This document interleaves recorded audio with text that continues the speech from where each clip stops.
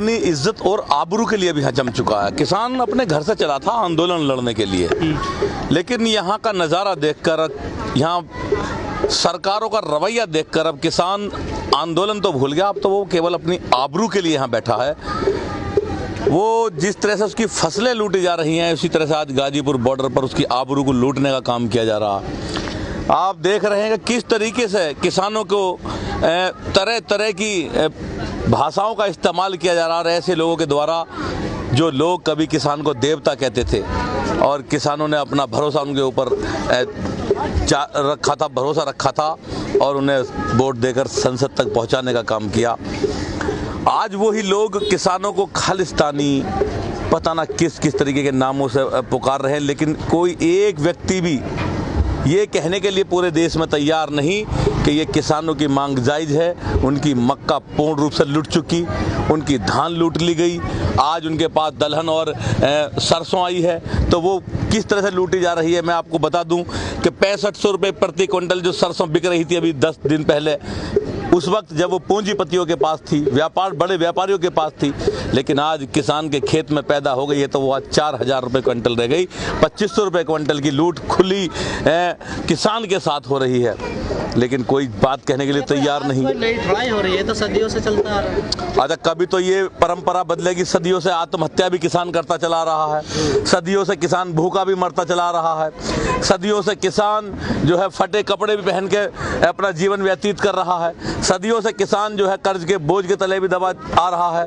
अभी आपने मेरे ऊपर एक कमेंट कसा, जब मैं आया आपने कहा रे त्यागी जी आपका कुर्ता तो आज ऐसा लग रहा है जैसे कोई सांसद हो। ये आज जो है विडंबना है देश के अंदर कि आज भी लोग किसान को ठेकली वाला कपड़ा, फटा हुआ कपड़ा, महला और गंदा कपड़ा, कुचैला कपड़ा पहन के देखना पसंद करते हैं। ये बात भी लोग हजम नहीं कर पाते कि कभी किसान धुला हुआ कपड़ा पहन, और आज मैंने साफ से थोड़े से कपड़े पहन लिए तो ये भी चुभते हैं लोगों को, कहते हैं कि बड़ा साफ के कैसे तो किसान। राजनीति से कोई मतलब नहीं, हमारे राजनीति हम अराजनीतिक हैं, किसान हमेशा अराजनीतिक रहा है, कहते भी हैं, लेकिन क्या किसी राजनीति से क्या कभी किसी राजनीतिक लोगों ने ये कहा कि हम राजनीतिक लोगों की वोट नहीं लेंगे? क्या हमारी वोटों से लोग राजनीतिक नहीं बने? क्या हमारी वोटों से लोग सांसद और विधायक नहीं बने? क्या हमारी वोटों से लोग प्रधान और प्रमुख नहीं बने? लेकिन एक जुमला तैयार कर दिया है कि राजनीतिक, हाँ हम राजनीतिक हैं।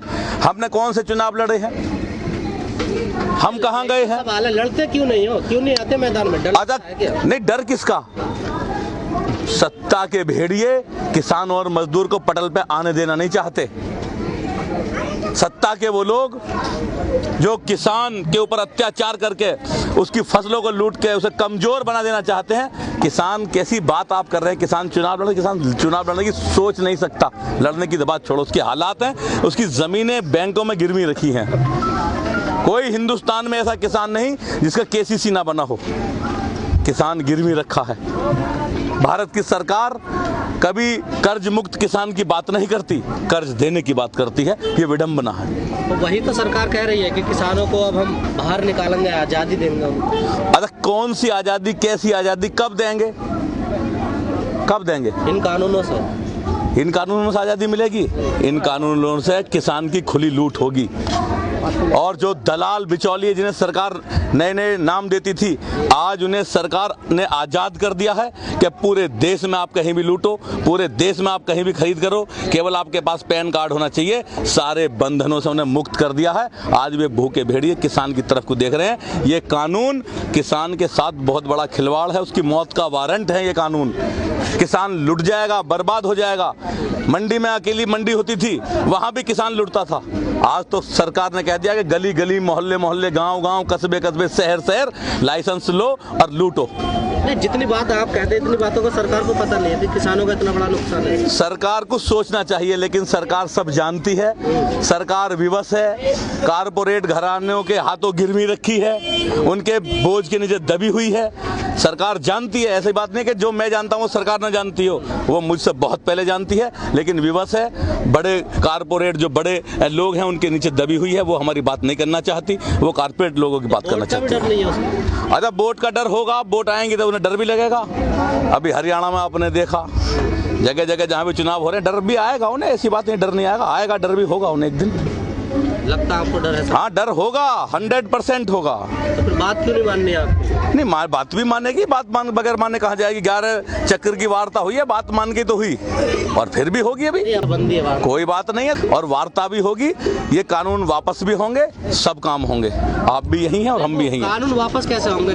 क्या रास्ता है किसानों के पास? किसानों के पास तो केवल एक ही रास्ता है, आंदोलन आंदोलन आंदोलन। आंदोलन तो 300 दिन भी हो जाएंगे, चलते रहेंगे आंदोलन। किसानों का तो नुकसान हो रहा है ना। और किसानों का नुकसान बगैर आंदोलन का नहीं हो रहा। किसान आप देख रहे हैं, किसान गांव-गांव फसलों को जला रहे हैं, किसान गांव-गांव फसलों को जोत रहे हैं, किसान गांव-गांव फसलों को रौंद रहे हैं। किस लिए?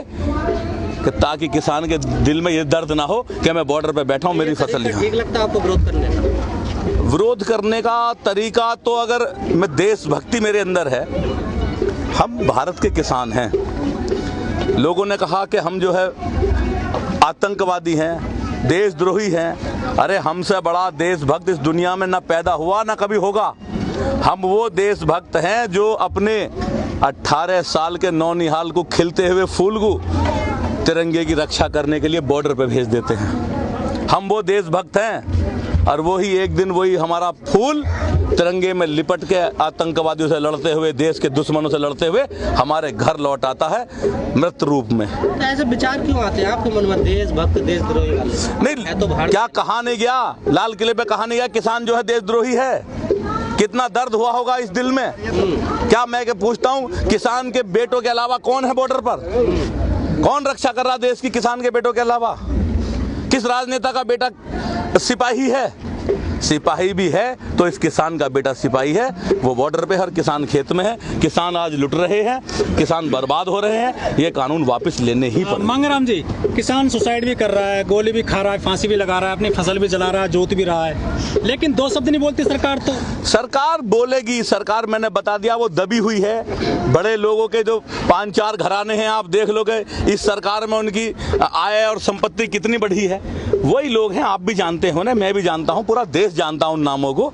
वो लोगों का पूरा दबाव है सरकार के ऊपर। सरकार दबाव से भी बाहर निकलेगी और किसानों की बात सुनेगी, ऐसा भरोसा है, मैं विश्वास है। सर इस पूरे आंदोलन में हमने देखा, हम पहले दिन से आ रहे हैं लगातार, कारपोरेट पे बहुत हमला हुआ है इस आंदोलन में, ठीक है? क्या कारपोरेट का कोई योगदान नहीं है इस देश में? मैं कह रहा हूँ कारपोरेट का योगदान है, लेकिन सबसे पहला जो कड़ी है इस देश की वो किसान है। किसान के घर से उत्पन्न होता है। अगर किसान के घर से उत्पन्न नहीं होगा तो क्या करेंगे कारपोरेट? कारपोरेट दूसरा पायदान है, किसान पहला पायदान है। इसलिए अगर पहले पायदान को रौंद दोगे, तोड़ दोगे, तो दूसरे पायदान पर कभी नहीं पहुंचोगे। नीतियां तो सरकार बनाती है ना। हाँ, तो सरकार को अपनी नीतियों में बदलाव करना चाहिए। इसीलिए तो आज हिंदुस्तान का किसान इस बॉर्डर पर बैठा है। उनकी नीतियों में तो बदलाव चाहता है। वो यही तो चाहता है कि उसकी फसल ना लुटे, इसीलिए तो आंदोलन चल रहा है। वरना आंदोलन का कारण क्या है? क्या मतलब आंदोलन का? बदलाव करने के लिए तैयार तो सरकार, मतलब बदलाव करेगी सरकार को, करना पड़ेगा, करना ही पड़ेगा सरकार को बदलाव। ये आंदोलन अब थमने वाला नहीं, ये आंदोलन रुकने वाला नहीं, ये आंदोलन डरने वाला नहीं, ये झूठे वादों पर नहीं उठेगा यहाँ से, ये लाठियों की फटकार से नहीं उठेगा, ये गोलियों की बौछार से नहीं उठेगा। सब कुछ करके देख लिया, किसान अपनी जान की बाजी लगा के आया है। किसान इस आंदोलन को वापस करा के ही यहाँ से जाएगा। आंदोलन वापस होगा, ये कानून पहले वापस करने ही पड़ेंगे। देश में अभी चुनाव हो रहे हैं, उन पर कोई असर पड़ेगा इस आंदोलन? बिल्कुल पड़ेगा। पूरे देश के अंदर किसान है, 72-73% देश में किसान है, जरूर पड़ेगा उसका असर। अगर असर नहीं पड़ा तो? असर पड़ेगा, क्यों नहीं पड़ेगा? आप देखना, क्यों अभी पंजाब में नहीं पड़ा क्या? और गुजरात में तो नहीं पड़ा? गुजरात में पड़ा है। आपकी सीट वहां जीत गई, थोड़ा पड़ा।